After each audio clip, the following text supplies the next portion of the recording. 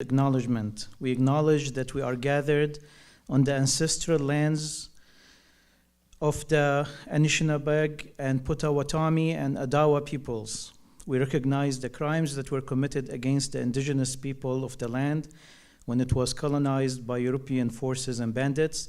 We recognize the pain and betrayal the indigenous people have felt when the US government abrogated several treaties with the Indian tribes.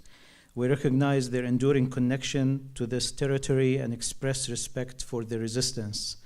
As immigrants to this land, now known as Michigan, we honor the histories and cultures of the indigenous peoples across all occupied land, past and present, and pledge that we will stand with the oppressed and fight against occupation and ethnic cleansing and genocide everywhere and every time till peace pervades earth. Disclaimer, this event serves as a neutral platform for all the exchange of ideas, discussions, and engagement on the topics of public interest.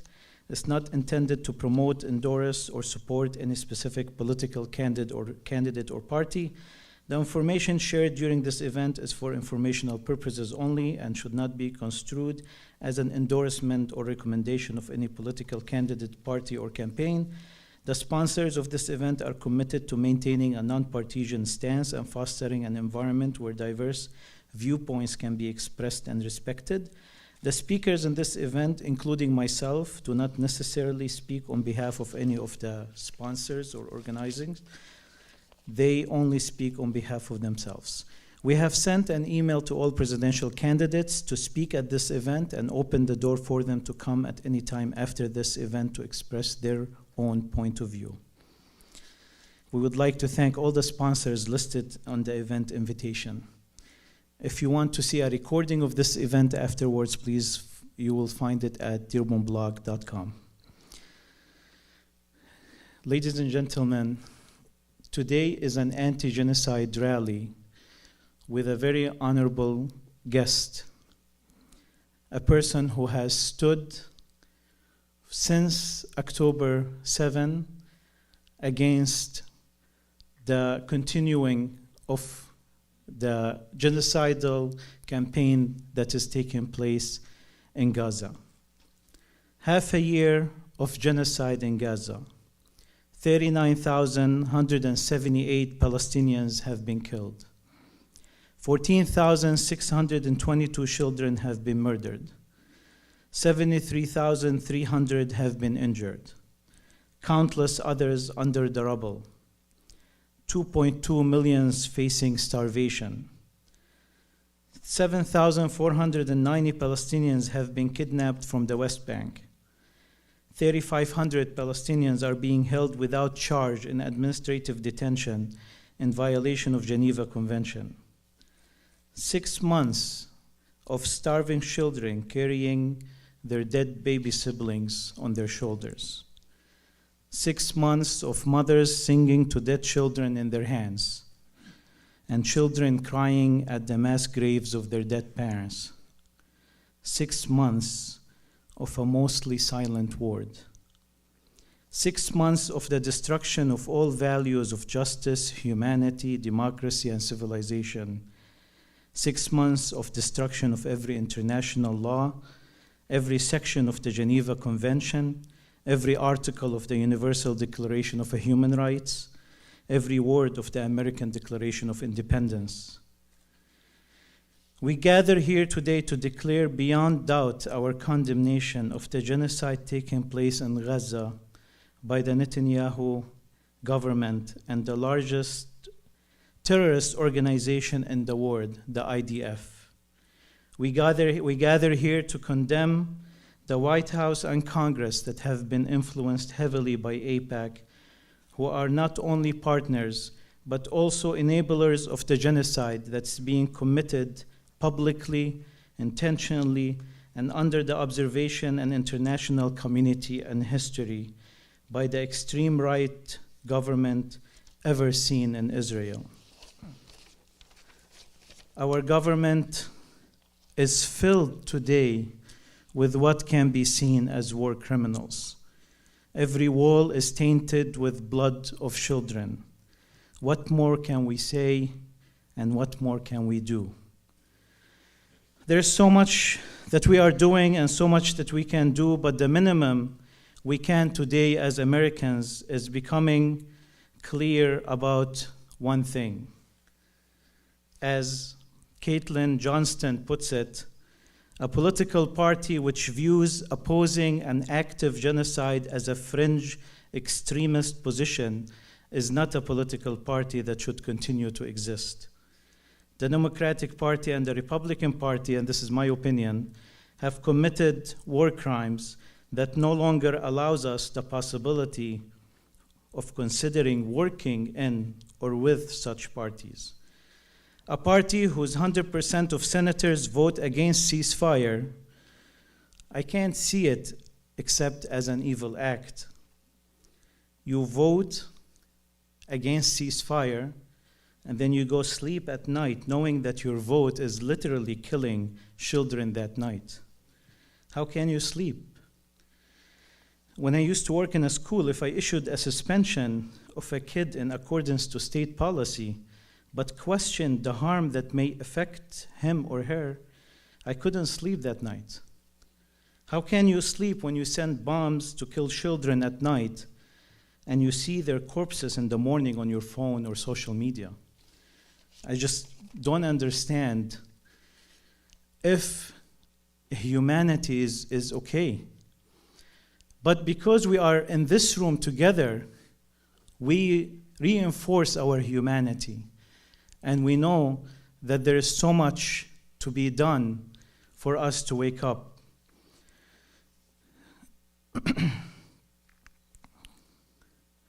Many of us didn't know that America is a multi-party country, and there are more than 2 parties in the country. No matter how much is that fact suppressed. Today, we are honored to have with us the Green Party presidential candidate, Dr. Jill Stein, who has been a very strong and vocal voice for immediate ceasefire and a voice for justice and peace in the world, as Green Party is well known to represent everywhere around the globe. We are going to hear from her today, and then we will have a question and answer session open with you. But first, I would like to open this evening with a word of welcome by Imam Ilahi, who has generously opened the Islamic House of Wisdom for this event. And if you know Imam Ilahi, you know he is a man who has been fighting for peace, justice, coexistence, and love all his life. Since I have known him back in the early 90s, Imam Ilahi has been a voice of wisdom and justice, bringing people together, bringing faiths together, giving the best advice to the American administration, and being a voice of justice and peace around the world. He and the Board of Islamic House of Wisdom has made the center a center for social justice and peace.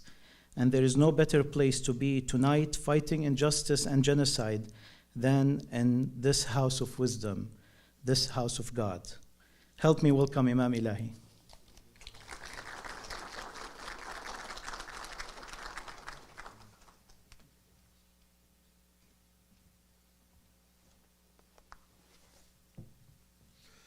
Bismillah ar-Rahman ar-Rahim. Salam wa rahmah. Peace and blessing. And thank you, Hajj Wassam, for your generous words and also beautiful presentation. It is a great honor to welcome Dr. Jill Stein, a great lady,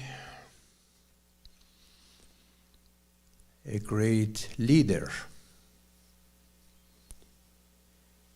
with a great journey,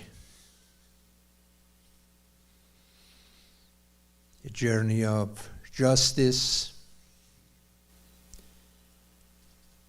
and rejection and fighting against injustice, oppression, occupation, and arrogance. She is traveling,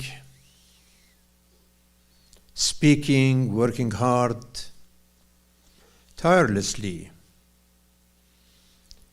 since this genocide started in Gaza. Obviously, this started 76 years ago. Genocide and ethnic cleansing and hatred and racism. But in the last 5-6 months, it's been the worst of the last 76 years. So we have witnessing this genocide in Gaza in a sense of a military genocide, very brutal, undescribable, horrific, so barbarian, but also we see a moral genocide, the military genocide in Gaza and the moral genocide in the White House. And that moral genocide called hypocrisy and double standards. Yesterday in Washington Post, a piece by John Hudson saying that during this Gaza genocide, over 100 military packages were sent to Israel. Only 2 of them were publicized, altogether $250 million for tanks and shells and other stuff. 98 cases, 98 transfers were not even public. They were not publicized. They were just reported to the Congress, and he said over 200 times the White House called Congress over 200 times to inform them that we are doing a good job. We send this, we send that, and all the details were given to Congress. This is why last week, Nicholas Kristof in New York Times, he wrote that this blood is in our hands. He said it clearly. When this is a genocide that's supported by military, by money, and media, and diplomacy, rejecting all the ceasefire calls in Security Council, 3 times at least. This is why he said this is our hand. It's a very clear acknowledgement. So no surprise if you see that man, the hero, Herman Bushner, he sacrificed himself saying that no more complicit and involved in this genocide. I cannot take it anymore. When someone sees this and cannot change it from inside the system with all the information, so no surprise that he welcomes death with that dignity and courage. And I didn't hear President even to acknowledge, to say even one word. He keeps talking about somebody died in Russia, and we don't know even that person, and how this happened. Right away, 500 new sanctions on Russia because somebody died, and before even any investigation telling us what happened, but when this guy in front of the camera, American from the Air Force,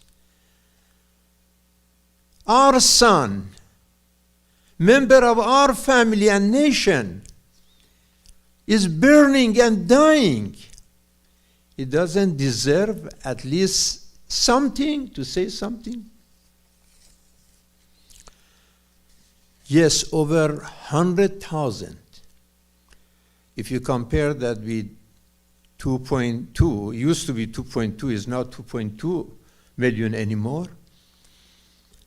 100,000, what's the percentage? I'm not good in mathematics. It's like if it is in America, it's like 15, 16 million.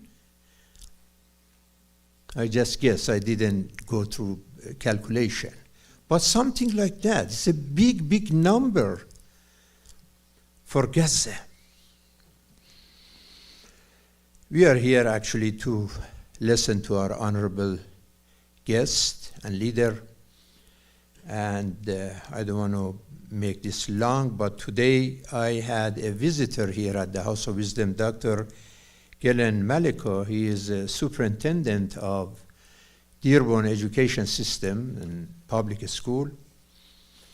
We had a good meeting. He told me that one of his desires is to update some of the schools in Dearborn that they are very old, like from 100 years ago. And he was telling me that budget is one of the challenges that he has to update the school for our children. And I told him, Dr. Glenn, it's interesting that you are worried about budget to update a school for American kids in a country that's spending trillions and trillions of dollars for all these wars and all these genocides and crimes against humanity, could not spend part of that money for updating the school, for better education, fighting poverty, better health care. Some other needs of the country is just unbelievable. I was just talking with Honorable Dr. Jill Stein, saying that it's good that we have in this country leaders like yourself, because the whole world is watching America. And when we travel to other countries, we don't want to feel shame of being part of the nation that involved in all this genocide. When we have example like Dr. Stein, it gives us so much honor and integrity and pride that America is not just Trump and Biden and this and that. America is bigger than that. We have a great nation with great leaders. And then I told her that, isn't it nice that in the last Friday before the month of Ramadan that starts this coming Monday, in a mosque, in a night that you see our people are involved still in the prayer in the masjid, we have ladies coming from a Jewish background in a mosque talking on the very holy night, the night of prayer. That's a good proof for the world to understand that what is going on the Holy Land is not a fight between Islam and Judaism.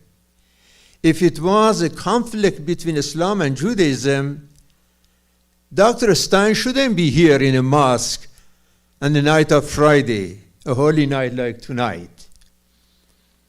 That is a conflict between justice and injustice, right and wrong, truth and falsehood. When we had ISIS, we at the Islamic House of Wisdom were the first place. We had a banner outside saying, Muslims against ISIS.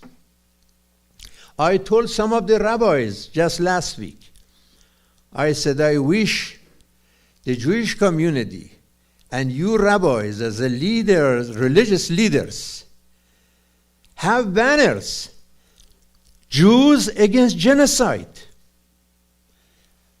Gladly, many of them are doing it, but we need more, not just a minority. It should be the call of majority that stand for peace. As Dr. Martin Luther King said, no justice, no peace.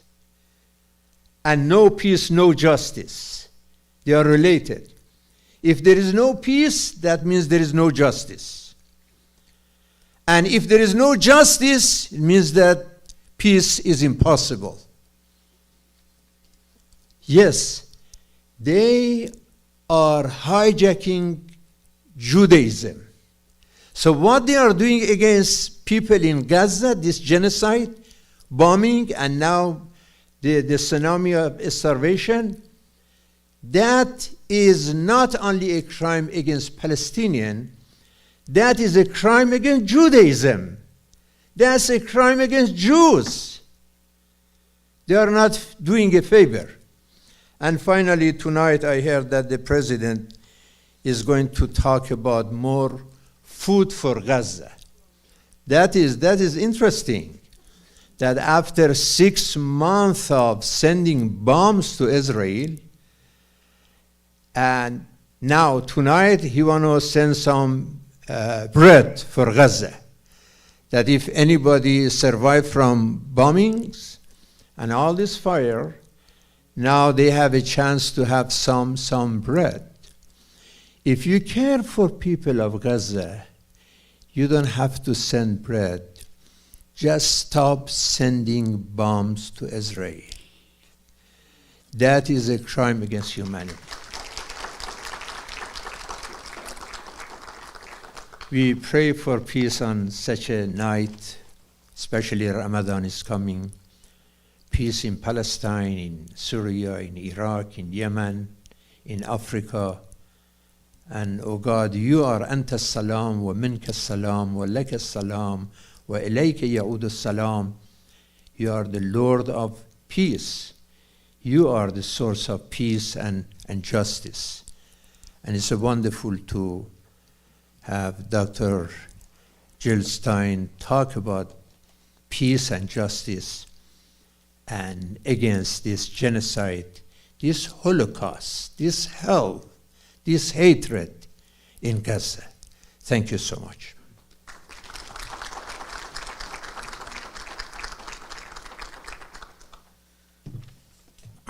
With the first things, thank you, Imam Ilahi, for the words of wisdom. One of the first things when I became an adult and was eligible to vote is I was looking for who do I vote for now? What do I do as a responsible American citizen? And I looked at various organizations and clubs and looked at their values. And very early on, I found that Green Party values matched my values. Unfortunately, elections after elections, they don't get the attention they deserve because of political calculations. And we are faced in our life sometimes with this dilemma: values versus maslaha, versus material gain or substantial gain. And there is a limit where you can be pragmatic in these cases. And I find it now harder than any other time to be pragmatic, and I resort back to sticking with values, since values themselves are being threatened in these cases. So Dr. Jill Stein is an American physician, activist, and politician who gained prominence as the Green Party's nominee for President of the United States in both 2012 and 2016. elections. She holds a medical degree from Harvard Medical School and has been involved in various environmental and social justice causes throughout her career.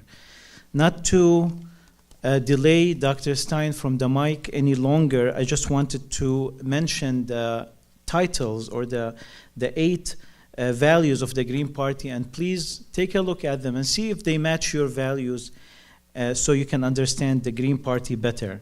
Ecological wisdom, social justice, grassroots democracy, nonviolence, community-based economics, and global responsibility. And the more important question, which I'm sure if Dr. Stein doesn't address in her talk, I'm sure she's going to be asked about that. As we have seen with other parties, does the Green Party stand behind these values? And do they have the track record of it? I can say they do have the track record, and we'll hear more from Dr. Stein. Thank you for coming to Dearborn Heights, and welcome to the stage, Dr. Stein.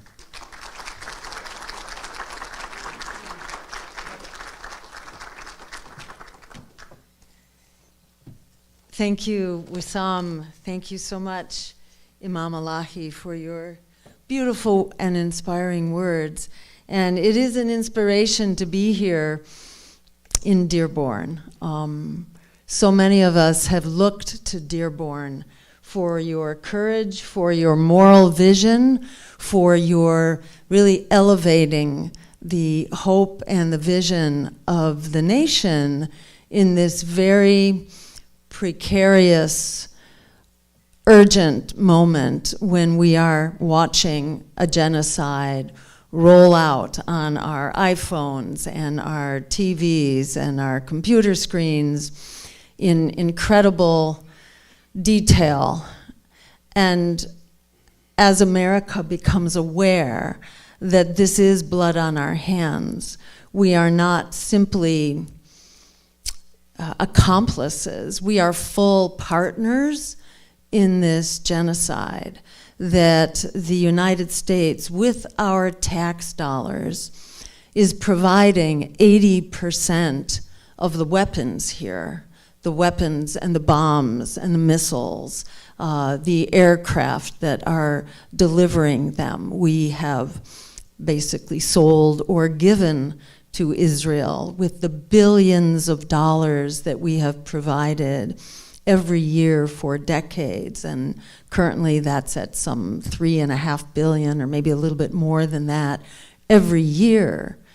And right now, in the midst of this genocide, our Congress, with the support of the White House, is trying to appropriate another $17 billion, not just to continue this genocide, but also to expand a war in the Middle East that is taking place in order to protect Israel's right, supposedly, to conduct this genocide.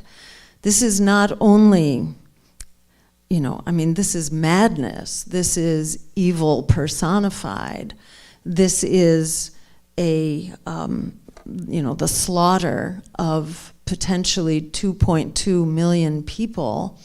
This is also a risk to every Israeli in the area, as well as Israel is making itself a pariah among nations and incurring the hostility and the wrath and reversing whatever progress was being made towards reconciliation with its neighbors.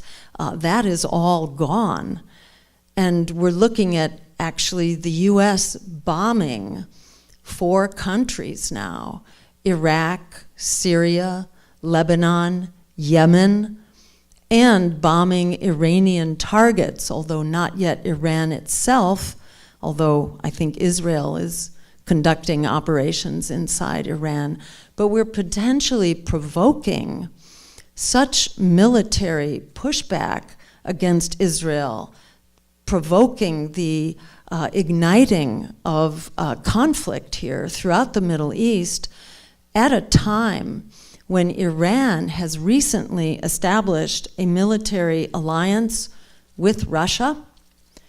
So we have the complexity of a World War I type situation, a tinderbox, with the difference that there are now nuclear weapons involved, not only the weapons that Israel has illegally against international treaties, the US as a nuclear power, but potentially Russia as a nuclear power.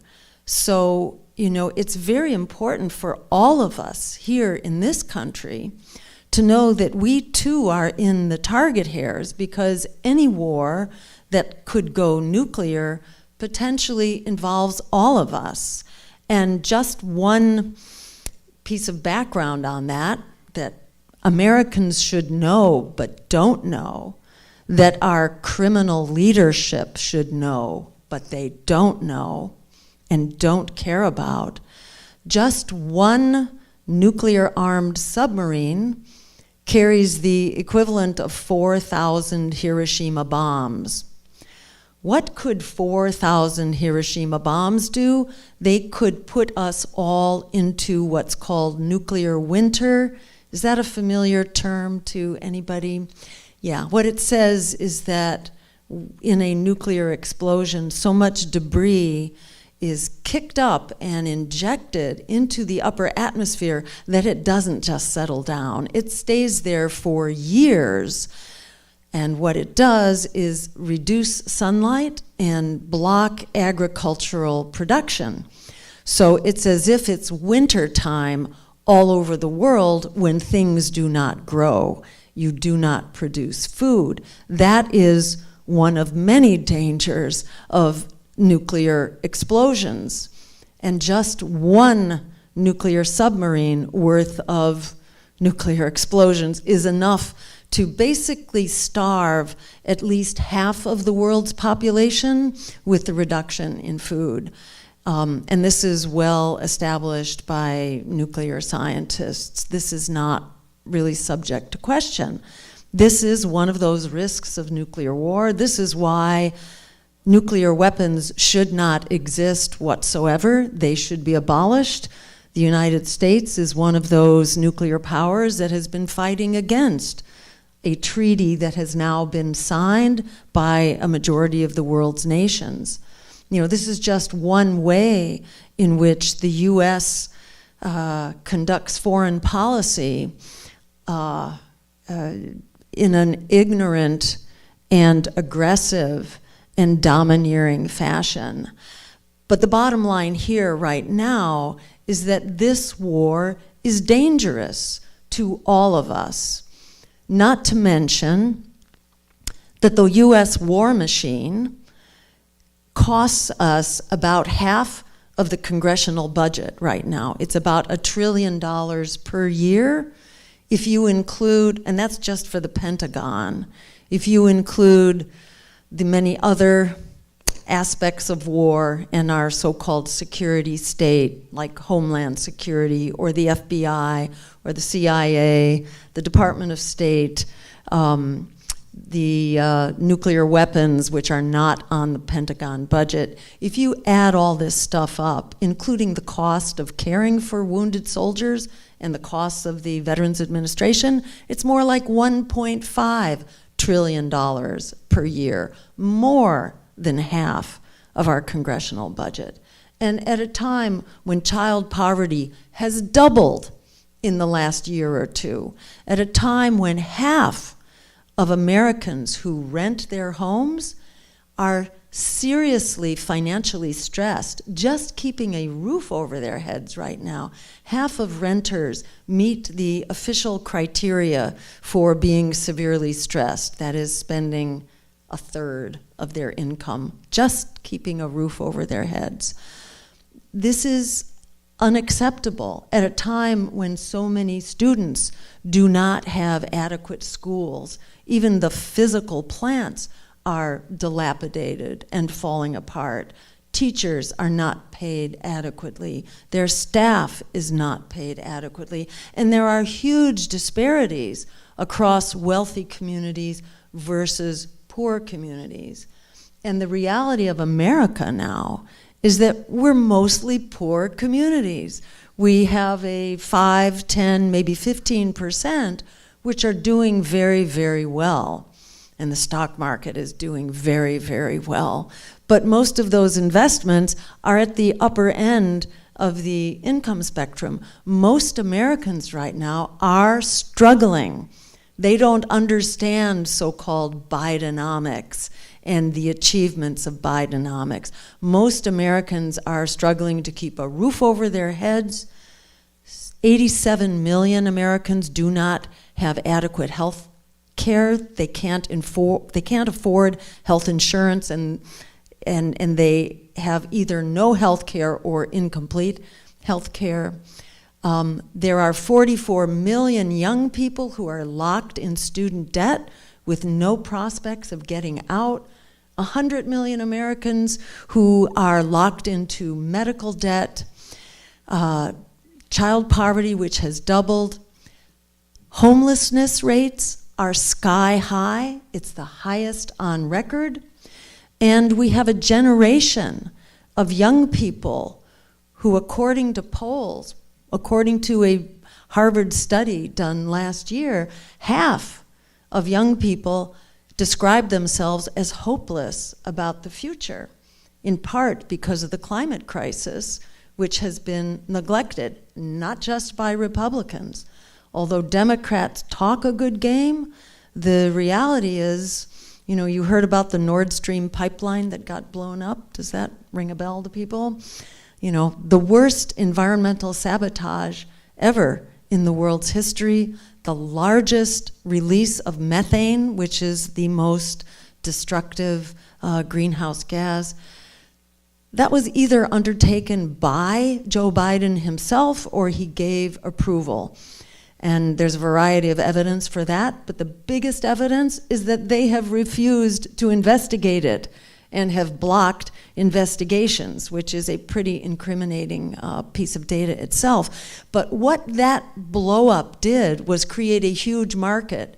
And in fact, you had, I think it was Anthony Blinken, oh, thank you, the Secretary of State, saying, you know, congratulating everyone that we had this, thank you, we now have this huge market opening up. So to make a long story short, that huge new market for American fossil fuels has led to the development of 22 new export facilities for liquid natural gas, which is methane. These 22 facilities, according to the Sierra Club, not an extremist organization, they say that that amounts to 440 new coal plants. And this is being done by Democrats. 440 new coal plants, which knocks us back to 2005 in terms of greenhouse gas production. Just to make the point that the Democrats are not the good guys that they claim to be, even on the climate. You know, and then when people say to you, well, aren't you afraid of Donald Trump? And I say, yes, I'm afraid of Donald Trump, and I'm afraid of Joe Biden, because I don't like what Trump does, but I don't like genocide. Genocide Biden, exactly. Genocide is not okay. And I don't like Trump, I don't like genocide Joe. And they are like as if the same party, exactly. And you have genocide Joe adopting the immigration policies as well, and separating families, and deporting migrants, and claiming to build a wall, and demonizing the migrant community. So we're getting from genocide Joe the policies of Republicans. So, you know, I want to open things up for discussion and for your thoughts and your inputs. And I want to thank you and appreciate so much the wisdom of this community. You know, when we talk about the Islamic House of Wisdom, that's not just a name, that is a reality, that we have this community to thank.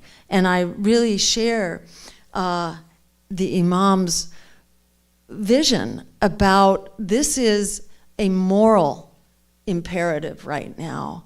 And I'm so grateful as a Jew to be able to act on behalf of what I was taught. I grew up after the Holocaust. My family had migrated here before the Holocaust, actually, to escape the pogroms in Russia and Poland, where 6-year-old boys were being conscripted into the army. That's why my family came here. But I grew up very attuned to genocide and attuned to the teaching that this should never happen again to anyone.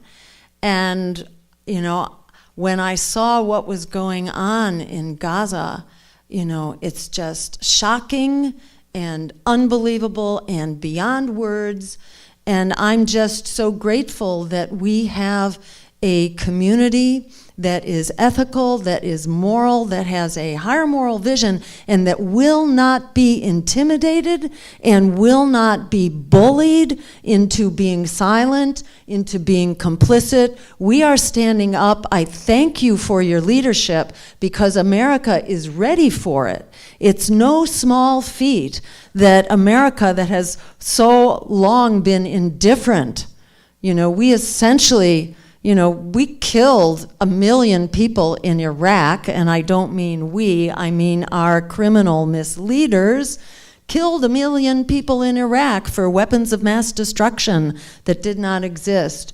In the follow-on to that, and this is according to the Brown University Cost of War study, so this again is not a radical fringe group, it's been 6 million people killed in the aftermath of the war in Iraq and the so-called wars on terror.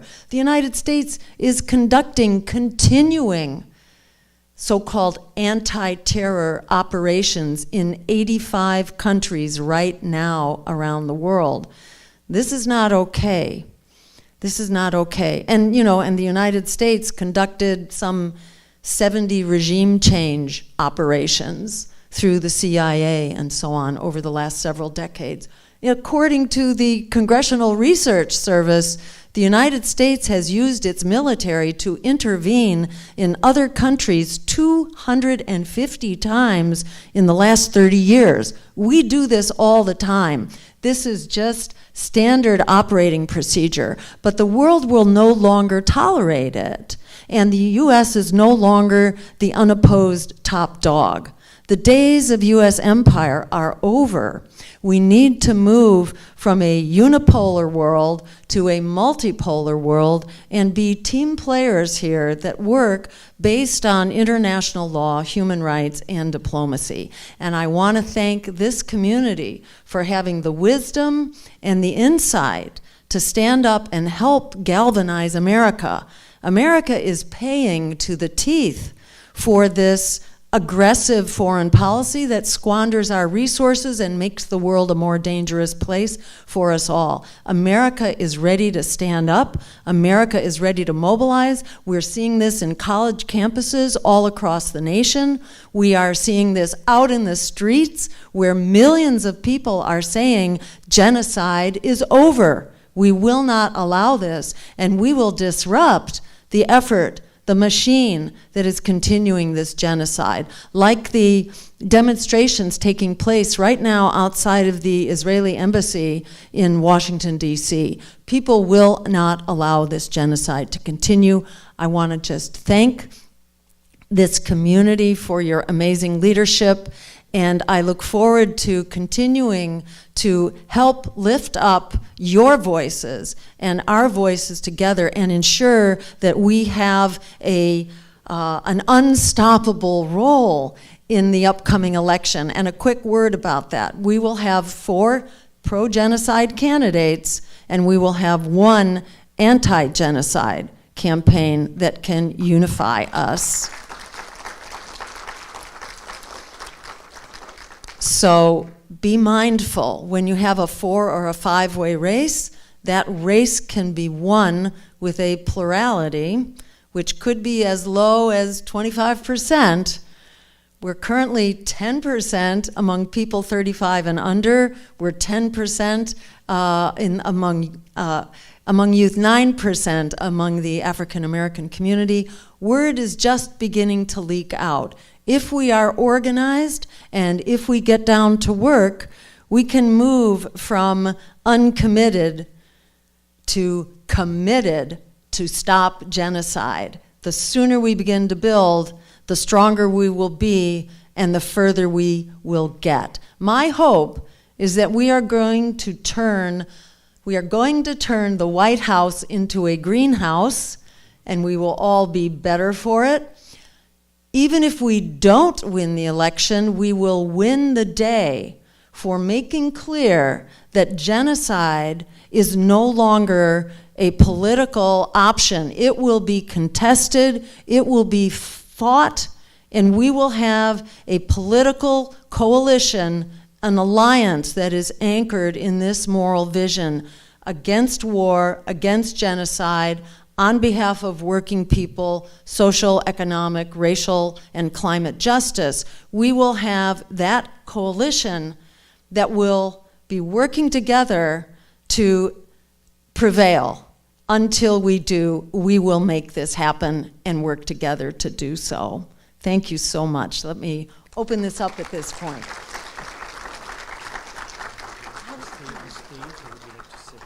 Either way, whatever you recommend. Yeah. Would you like to sit and answer? Sure. That sounds great.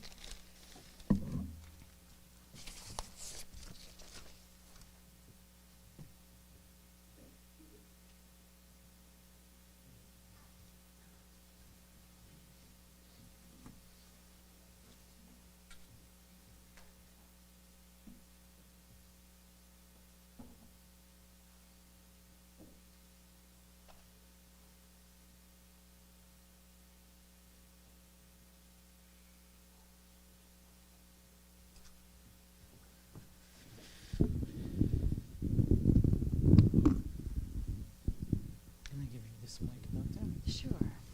Great, thank you. All right, we're going to open the floor for questions and comments.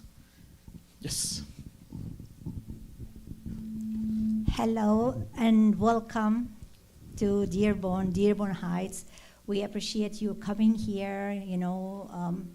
We have been looking up to you for a long time.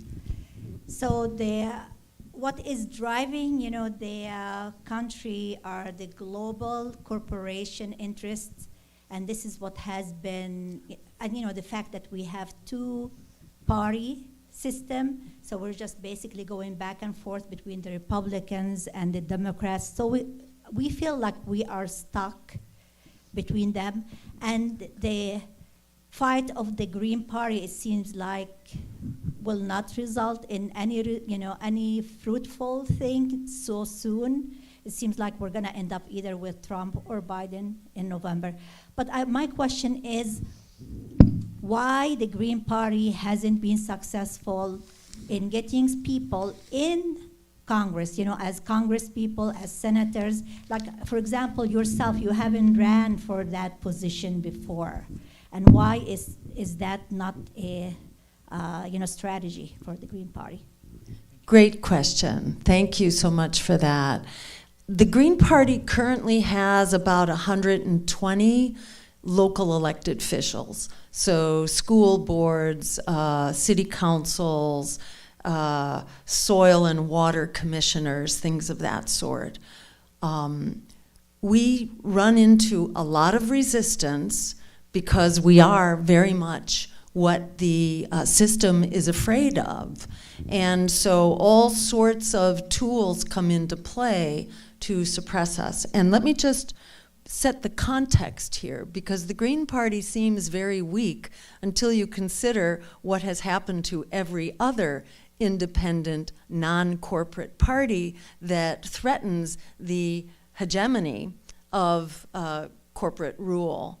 Usually what happens, and you can look at, for example, the Labor Party, which launched around the same time as the Green Party in the 1980s, but they had a very big budget and a lot of institutional support. They could never get past the spoiler accusation. They never ran candidates, and they were gone within 10 years. Peace and Freedom Party is another example of a left-leaning, progressive, non-corporate party that reflected, again, the public interest. Their agenda is very similar to Greens. We've been more kind of an environmental party as well as a social and economic justice party, but otherwise we're quite similar. There was a time when they had access to the ballot on about 15, maybe 18 states, I think, at one point, maybe 15 years ago, and they've been beaten back to where they only exist now in one state, in California. The socialist parties, which had mayors, they had senators, they had congressmen and women, and lots of local officials, they really pushed policy forward in many ways, the 40-hour week, child labor laws, and so on. They were doing very well in the early 1900s when the rules were changed in order to prevent challengers to the powers that be. They were wiped back, so they now represent only a city council here and there in occasional cities. So the playing field is very steeply tilted against public interest politics. So in the face of that, the Green Party is unique in that we have maintained the ability to challenge power for decades, and we've gotten better at it. We have been ahead of the curve. The current progressive agenda now, calling for a Green New Deal, calling for voting reform, calling for transformation of our foreign policy so that it's not brute militarism and military force. We're calling for steep reductions in our military budget and spending that money on true security. We originated the call for Medicare for all, that is, for health care as a human right for everyone. Every one of these policies, which has now been embraced by the progressive agenda, came from the Green Party. So we have been ahead of the curve. In 2012, our campaign launched the call to abolish student debt. We bailed out Wall Street. We can bail out a generation of students. We can provide public higher education for free. We know from the GI Bill that every dollar we invest in education is returned with $7 worth of economic development for the whole economy. So we have launched these policies. We have been successful in changing the agenda. But Democrats and Republicans and people who are on the corporate payroll are not going to implement those policies. So my response basically is that we are doing the work. I think we are at a world-changing moment right now. It's time to move from lip service to these policies to actually implementing them. The American people are hungry for that agenda, and the fact of genocide is a red line for every human being whose eyes are open. This is a transformational moment. We know that the majority of the American public, 68% according to a Reuters poll, wants a ceasefire now and a diplomatic solution. 50% of the American public has been persuaded this is genocide that Israel and the US are conducting. So we've never had a transformational moment like this. We think it's really important to push the envelope on all fronts. We have many candidates now who are running for Congress, for Senate, for state-level offices and city councils and so on. And I encourage more people to run, and if you'd like to talk with us, we are, that's what we're about, is creating a full political movement that can represent us at all levels of our community. This is the time to make that happen. Thank you.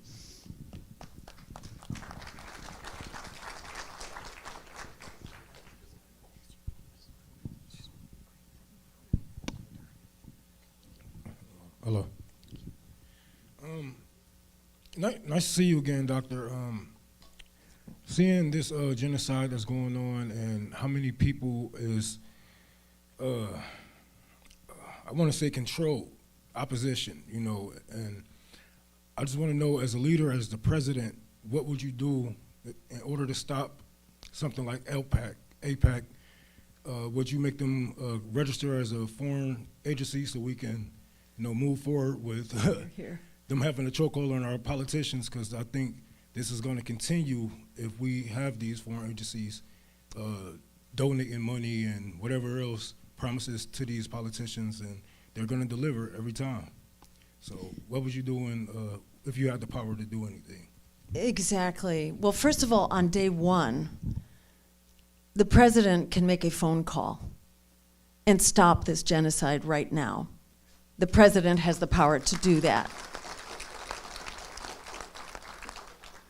Joe Biden needs to take the example of Ronald Reagan and stand up and stop this war. Ronald Reagan did that in the 1980s, making a phone call to Menachem Begum saying, "Bring your troops home from Lebanon, enough of this destructive war." Joe Biden can do that right now. Joe Biden has all the power in the world, not only to just assert his moral influence, but also to stop the transfer of weapons. Whether Congress has appropriated money or not, the president can stop the continuing transfer of weapons, which, by the way, is against U.S. law. U.S. law prohibits the transfer of weapons to countries that are violating international law, and there is no question that Israel is conducting massive war crimes, including ethnic cleansing and genocide, and actually every international law on the books, from disproportionate power to home demolitions to the use of food as a weapon. On every count, this war and Israel is violating international law and conducting war crimes. So all resources should end to Israel, starting months ago, in fact. So there are plenty of ways to stop this war. And to your point about AIPAC, absolutely, AIPAC should be classified as a foreign lobbying organization. And in fact, they were on their way to being so classified. President Kennedy was intent on doing that before he was assassinated, unfortunately. Otherwise, AIPAC would have been sidelined long ago, and they should be. In the meantime, they should be called out. You know, if nothing else, the president has the bully pulpit, and the president can speak truth to power, and the press can't really suppress what the president says. So there's enormous power in the hands of the president to stop the control of AIPAC over Congress, also to stop the control of the war profiteers over Congress, which is another very powerful, you know, financial influence, which is corrupting our Congress. And what needs to happen in the realm of foreign policy also needs to happen on healthcare and the real estate industry and housing and higher education and pharmaceuticals. Across the board, we need to be true to the promise of democracy. Right now, we have the best democracy money can buy. That is no democracy at all. This can be reversed on many counts. We need to get the money out of politics, we need public financing of our elections, and we need to close the revolving door between corporations and our elected positions, as well as our regulatory agencies. It's not rocket science how to fix this. And when Barack Obama was elected, he broke a lot of barriers to get into office. He had a grassroots movement which was very powerful and on fire. Unfortunately, he put his ground troops on the shelf the moment he was elected. And his first appointment was actually Larry Summers, who was really the architect of the regulatory changes that enabled the Wall Street meltdown. So it was clear who his real allegiance was to the moment he was elected. And so for us, it would be a different story. And I would just put everybody on notice that if we do the work to get elected, nobody is going home on election day. Our work only begins at that point. Thank you.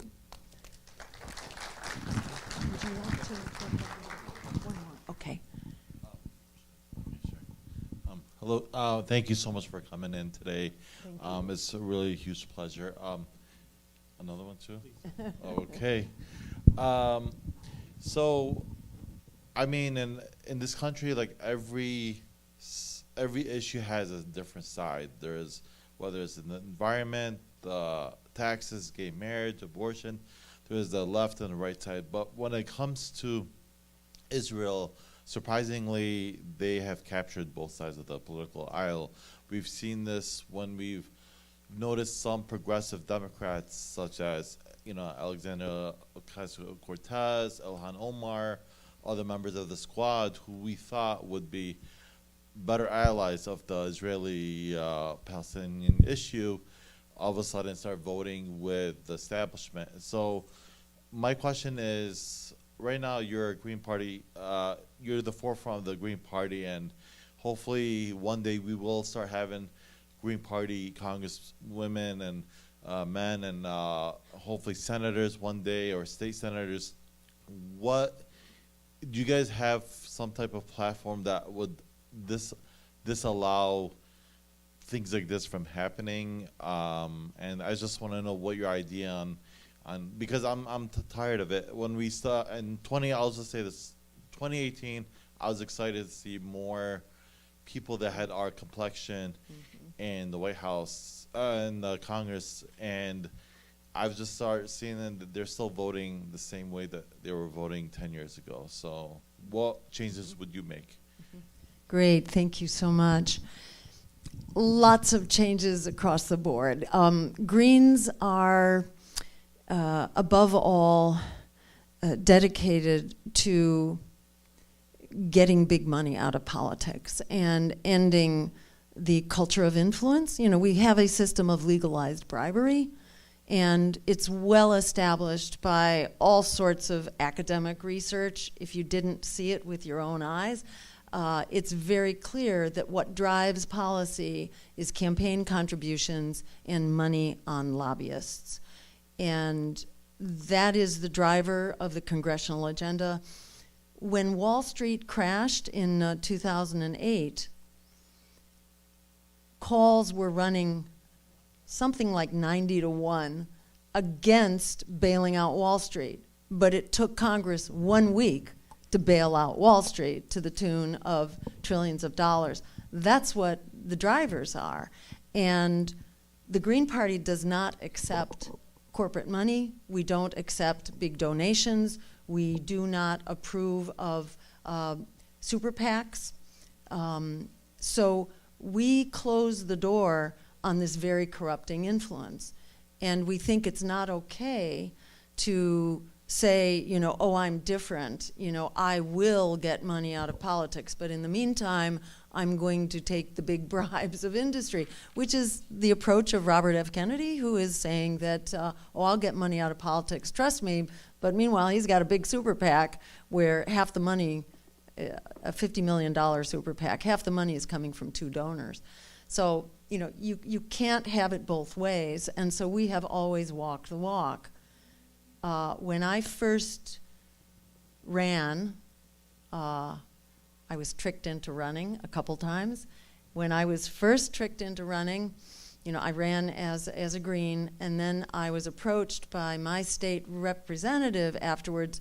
I was running then my second race for state representative, and I was approached, would I please run as a Democrat? And I said no, because in my home state, the Democrats had killed campaign finance reform, and I was part of an effort to pass the so-called clean elections law that provided money outside of a corporate system. We provided public money so that candidates can run campaigns with integrity without having to beg corporations for sponsorship. We passed that law as a referendum by a 2-to-1 margin, and then the Democrats, the progressive Democrats in my home state, killed that law, which would have addressed, the fundamental problem in the corruption of our system.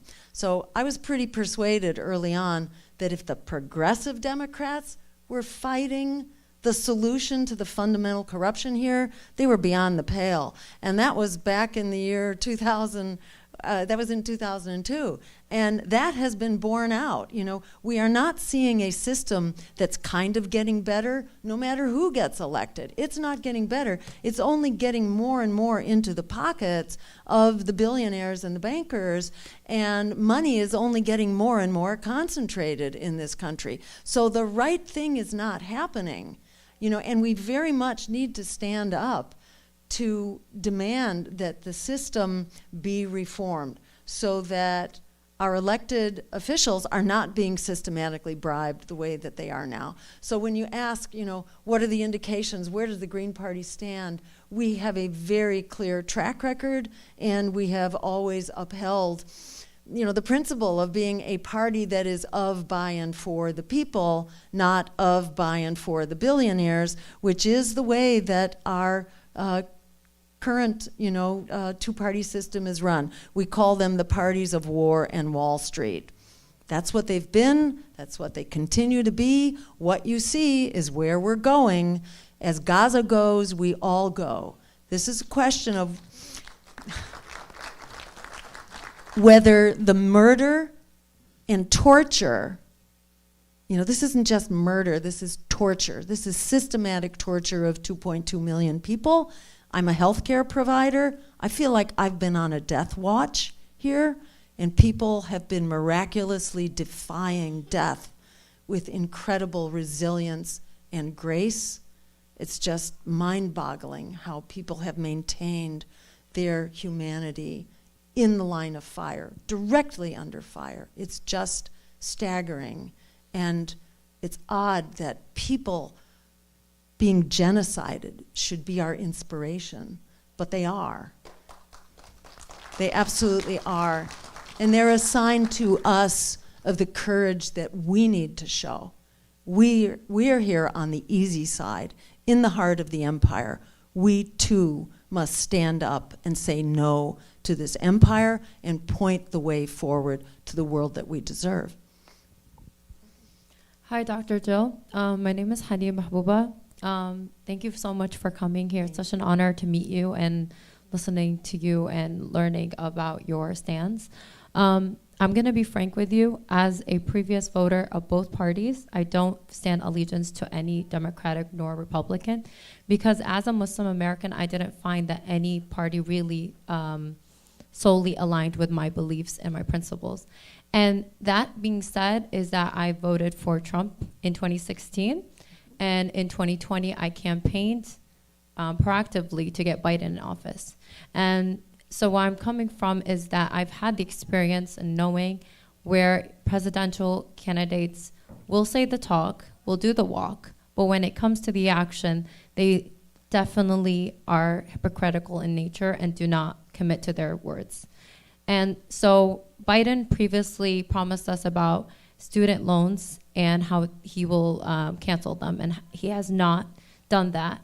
And you have also focused your stand on that as well. And in addition to right now what is going on in Palestine, it is the most humanitarian crisis of the world, and it is not a U.S. foreign policy issue. It's more of an American policy issue, because it is our U.S. tax dollars that are funding this genocide and proactively doing so. And the rhetoric that has been going on is that there's even been an infringement of freedom of speech, where peaceful protesters have been arrested for saying no to genocide. And as an American, and as a Muslim American specifically, I do not feel safe. I do not feel that my values are being represented or able to speak out against something that is clearly against human nature, and it goes against our civil rights. And so, to quote Martin Luther King Jr., injustice anywhere is a threat to justice everywhere. So how will you determine that course of direction with the Green Party in your U.S. foreign policy stance? And I know that you're not a believer of the U.S. intervention in Iraq or Syria or Afghanistan, but how are you actually going to change that? And in terms of, what is the solution to this ongoing conflict that is going on? I would say conflict, but we all know that it's a genocide. So thank you so much for your time, and I look forward to your answer. Thank you. Thank you so much.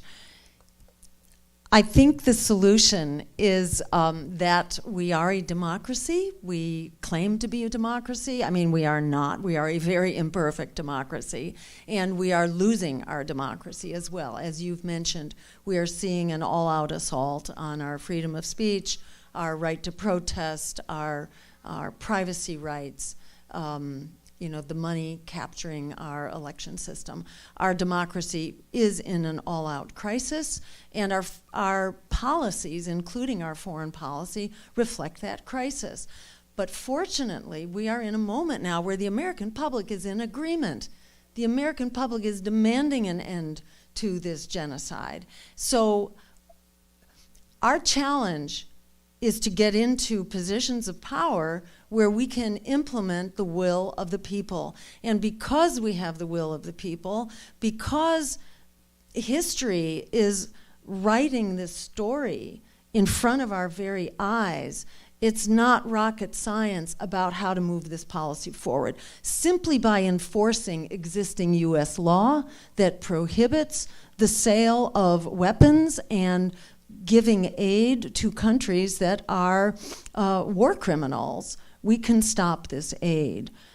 There will be many challenges going forward. We also have the disaster of Ukraine to deal with, the Cold War that's being ginned up right now with China,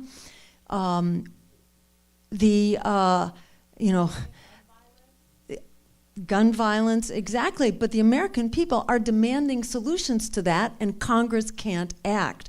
Yet we know from polls that there is strong public support for so-called common sense gun protections and security reforms, for getting rid of assault weapons, for example, for ensuring that there are safety locks, that weapons need to be stored, that there are laws that can remove weapons from domestic abusers and other people who are not in a qualified position to be holding weapons. So there are reforms that can be implemented on all of these counts. And if we are lucky enough to be in a position in the White House, we will have allies in Congress, but we will especially have allies in the grassroots and in the movements. And as president, I would be organizer-in-chief, the organizer that Barack Obama had promised to be and that he would not actually be at the end of the day. So we will be coordinating our efforts to pressure our elected officials into voting on behalf of their constituents. So we do not hold public hearings now on Gaza, on Ukraine, on health care. We no longer hold public hearings at the congressional level. Our elected representatives do not hold town hall meetings to be instructed by their constituents as to how they should vote and so on. So on all of these counts, there are very strong pressures that we can bring to bear to change this. And that includes executive actions that the president can take. For example, by ending the delivery of weapons right now and invoking U.S. law, which says that weapons cannot be delivered to human rights abusers right now. So there are many things we can do. They want to convince us that we are powerless. I think it's very important to reject their propaganda of hopelessness and powerlessness. They want this community to be silent. They want the American people to be silent, and we refuse. We are going to stand up and demand a democracy to move forward into the future. Thank you, Doctor. By a show of hands, who has questions? Okay. We're supposed to finish at 8:30. We'll extend it for about 5 to 7 minutes. Welcome, Dr. Stein, with our Arab Muslim community in Dearborn and Dearborn Heights. I'm from Dearborn Heights. My question was part of it, the previous lady, she asked you. I want to add something. We voted to Biden and he turned to genocide, bad genocide. Now, how you going to build the trust between you and us after we voted for Biden? That you will not do same Biden did regarding Israel relationship with USA. Thank you. Yes, very important question. How do we build trust? In my view, you know, and I welcome scrutiny over my stances and my positions on the issues which have been consistent. As long as I have been involved in the political process, and even before being involved in the political process, I have been an anti-war activist since my earliest days in high school when I fought against the war in Vietnam, you know, against the war in Iraq. I have been an activist with Physicians for Social Responsibility, fighting to put all nuclear weapons on the shelf, to dismantle them. I've been consistent really throughout my life, and I am not a politician. I don't need to be elected to office. You know, why am I doing this? As a mother, very concerned about the future of all of our children who do not currently have a future together. So, you know, I certainly welcome scrutiny over my positions, which have been absolutely consistent. And when I was, you know, subject to that bribery, you know, come into the Democratic Party and we will support your election, I declined. You know, I refused. I'm not here to compromise and achieve some kind of success. I'm too old for that.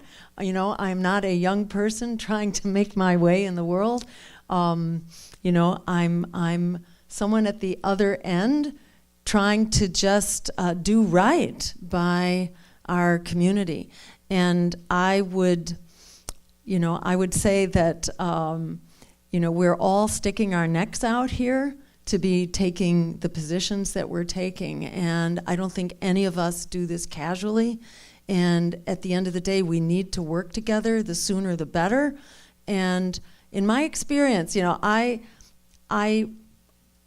worked as a medical doctor for decades and saw how much our healthcare system was failing. And not only that, but that we have an economy and a society that makes people sick. You know, it's not just that our healthcare system doesn't take care of us, but we have sick corporate nutrition, food system, community violence. Poverty is the number 4 killer of people in this country. We do so many things that are just, you know, wrong and wrong-headed. So I moved from being a doctor practicing clinical medicine to practicing political medicine, because I found that when you got involved to try to change these causes of illness, whether it's cleaning up pollution or addressing poverty, you can't do it. The powers that be won't allow you to do it, and they will undermine you every step of the way, even if you're not political, even if you're just there as a, you know, in whatever professional capacity, as a doctor trying to advocate for clean air, let's deal with the asthma epidemic. They won't let you do it. They will do everything in their power to serve their corporate donors. And that's what moved me from being a doctor of clinical medicine to political medicine, realizing that we have to address the mother of all illnesses, our political system, if we're going to fix the things that are literally killing us. So that's just to clarify that where I'm coming from in this. And I found that when I started working in the world of politics and running for office, it was totally different from how it's made out to be. The mainstream parties run a very different kind of politics. It's a politics dictated by their big donors, and they all smell like rats. If you've ever been close to a politician in the mainstream system, you feel like you need to go home and take a shower. Like if you go to the State House or to Congress, you feel like you're getting slimed, I have to say. And you feel like you have to go home and wash it off. And I have not had that experience. I feel like when people get close up, they can smell if you're a rat or not. And I've found that process has been very energizing, build solidarity, and I really welcome people to work with us and, you know, find out face to face, shoulder to shoulder, do we have integrity and do we have respect, and are we building a community with dignity and human rights? I think at the end of the day, that is the test right there. All right, we have 2 more questions. Thank you, Dr. Stein. That will finalize the evening. Before I give the next question, I just wanted to mention, Doctor, as far as practically when we go and vote, we know that we might not get to the point where we win the elections. What does 5%, what does 15% make a difference? Great. Okay, terrific question. And I'll just say quickly that there are many ways that we win the day, even if we don't win the White House. It will take a kind of black swan event for us to win the White House. It's not impossible. And when you have a 4 or 5 way split going on and you have many genocide candidates, they may be splitting the genocide vote, and it may be possible for us to win this election with as little as 25% of the vote. So I wouldn't rule it out. But even if we don't win the White House, if we get to mere 5%, which is already what we're running at, the Green Party is polling at 5% right now nationally, that alone can qualify us for a big infusion of public money in the next presidential election. So we would be starting out the next presidential election with about $20 million in the bank, which would put us in a stronger position than we've ever been in. Currently, we are about to qualify for public funding as well, and that's simply from collecting enough contributions that we meet the criteria. When we meet that criteria, then basically the public money will double what we have brought in so far. And that will also, the big guys, they run billion-dollar campaigns sponsored by billionaires and bankers and so on. So they have very corrupted sources that are constraining what they can do. We're running on small donations for the most part. We have some larger donors, but we don't engage in the legal runaround that they do. They have special ways to dodge the laws. So a single donor can donate $600,000 or more to Joe Biden or Donald Trump, Hillary Clinton, et cetera. They have special ways they can donate a lot of money. We don't do that. We observe the strict regulations that says $3,300 is the maximum. So technically, we are a small donor campaign.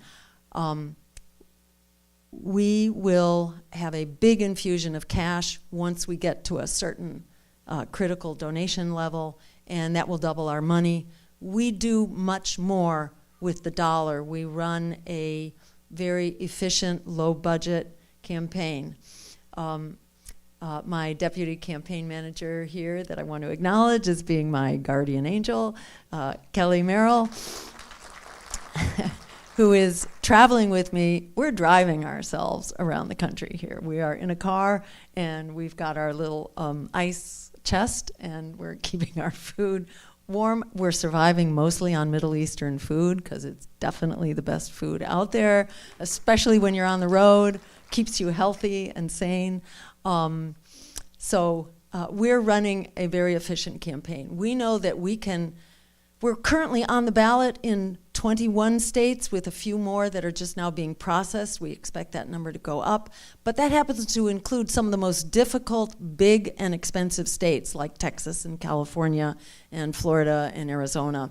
So we actually have 75% of the work already done, and we can finish it up with about $1 million. Robert F. Kennedy says he can get on the ballot for $20 million. So that's just to make the point. We do things efficiently. We have people power. We don't have billionaire power. We have people power, and we can do things efficiently. So I feel like there is definitely a pathway to go from here to there. And who was going to be next? Thank you. Go ahead. Hi. I wish my verbal English was enough strong It's to great. express my idea. You mentioned a huge risk, the most bigger risk of the world, which is the atomic bomb. I'm recently American, and I am from Lebanon. Okay. And we know that Israel has hundreds of atomic bombs. And the organization, international organization that is responsible to investigate this issue Yes. says nothing. That's right. In fact, maybe, I am not sure, Israel is not on the list of countries that own atomic bomb. It means the dangerous aspect of this country is not only against Lebanon, Palestine, and the Middle East. Myself, my family house has been destroyed 3 times by Israel. So sorry. It's not the matter now. But Israel now is can present dangerous role, not only in the area, near area, but at the international level. Myself, I have no statistics, but I wonder if Israel cannot reach far. This is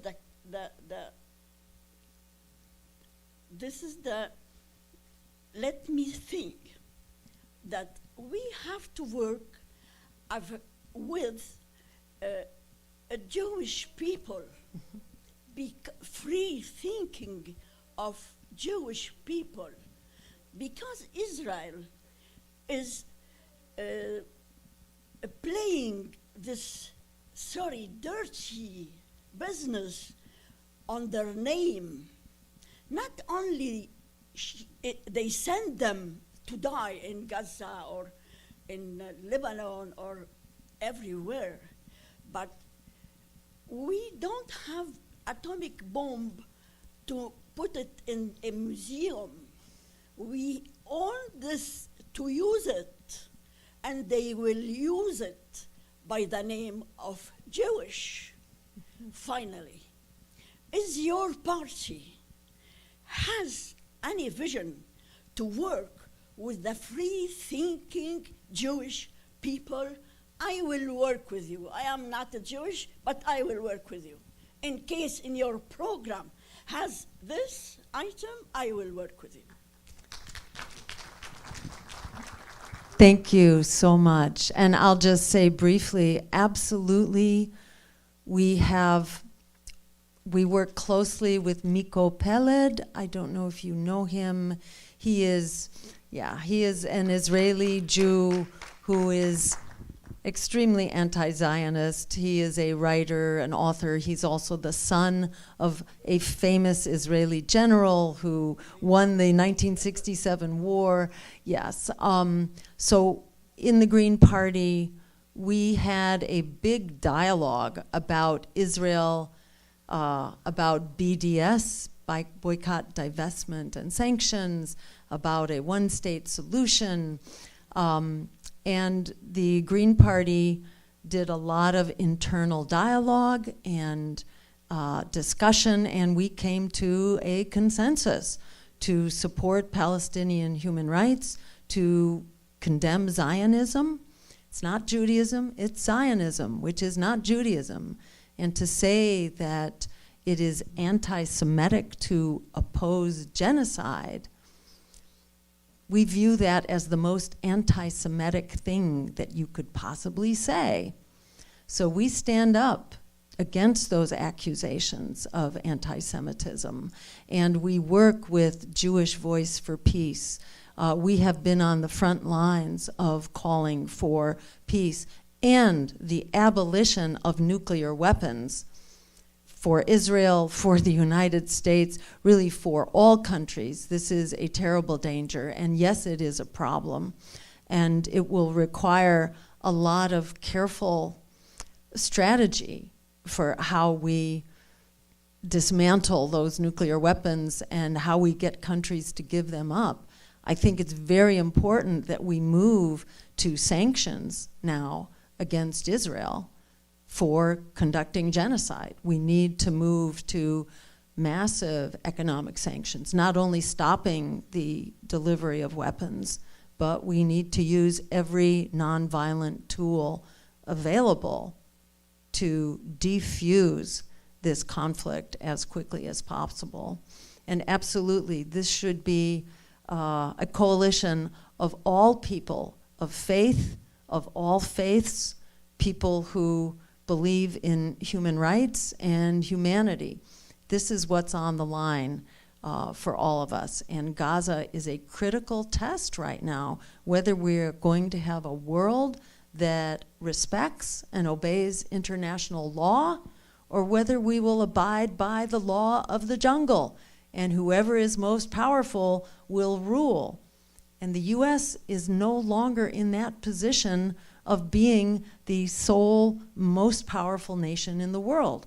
So it's a very important time to be educating everyone here that we are all in the crosshairs of what's happening in Gaza right now. Thank you. I voted for you in the past, and I will vote for you again. Thank you so much. Hi, Doctor. Thank you for being here with us tonight. I have a quick question, and I think maybe it's a question beyond what time is left, but what's the Green Party's view and your views about electoral reform? As you know, part of the issues we have is how the electoral system is set, which actually supports this kind of revolving door election cycle after cycle. So I would like to know what is your view and the Green Party's view about reform. Thank you. Yes, we have a very well developed, set of solutions that could be implemented right now. And key among them is a reform called ranked choice voting, which has been adopted by the whole state of Maine. It's going to be on the ballot in Oregon coming up this November. It's been adopted by major cities, most recently Boulder, Colorado, major cities all over the country. New York City uses it, but only for their primaries, because the Democrats are very threatened by this because it gets rid of the fear thing. Ranked choice voting says you can rank your choices and you never have to worry, because if your first choice is an underdog, if the underdog loses, your vote is automatically reassigned to your second choice. That's a simplistic way of explaining it, but that's kind of the quickest way. And it ensures you're never going to have a wasted vote. It also gets rid of the fear that your vote is inadvertently going to help someone that that you're afraid of. It gets rid of the fear factor. It gets rid of any possibility of so-called spoiling the election or splitting the vote. That can't happen under ranked choice voting. The Democrats don't like that because they rely on fear. They extort your vote based on threats. And why do they do that? They do that because they are very threatened by what we offer as a people's party. So they rely on being able to demonize us and scaring people and extorting the vote. So yes, we have that solution. That solution would pass. Right now the Democrats are fighting it in Washington, D.C., where the people have placed it on the ballot as a referendum. It is a great thing. It is spreading all over the nation right now. It's being adopted first at the community level, but now more and more states as well. It should be used at all levels of government, so we can just go to the polls and vote based on your values and your vision, not on your fears. The politics of fear has brought us everything that we were afraid of. It doesn't move us forward. As a democracy, we need a vision of where we're going and what our values are. Right now, most people vote based on who they are most afraid of, and they vote for the other guy. That doesn't drive us forward in a rational and informative way. So ranked choice voting would do that. There are many other reforms like making access to the ballot reasonable. Right now, we have to go out and collect in some states as much as 80,000 signatures, which is a lot to do. In New York City, we have to do it, in New York State, rather, we've got to do that within 6 weeks. All this is expensive, and its purpose is to defend the powers that be against challengers. But we should have challengers. The Green Party does not seek to dominate the political landscape. Our goal is multi-partisan democracy. Without the money, put the people back in, get the big money out, and let's go to work here. You know, we've got a world to save, and ultimately it depends on election reforms. So we can do this. It's not rocket science. Dr. Jill Stein, thank you on behalf of the community. Thank you for traveling the country representing our values, and our hearts and spirit and actions are with you and what you stand for. Thank you very so much. And let me invite anyone who would like to do a group selfie right up here, and we'll all kind of squeeze together and do a photo for the history books. We're going to do a group photo, and then Dr. Stein will be here for a few minutes if you want to have one-on-one with her. Thank you.